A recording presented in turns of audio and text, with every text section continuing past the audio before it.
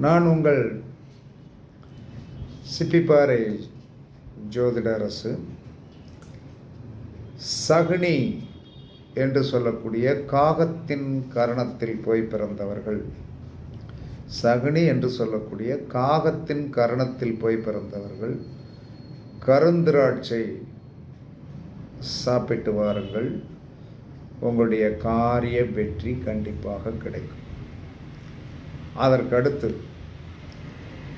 சதுஸ்பாதம் என்று சொல்லக்கூடிய நாயுடைய கரணத்தில் போய் பிறந்தவர்கள் பலாப்பழம் அல்லது ஆரஞ்சு பழம் சாப்பிடுங்கள்.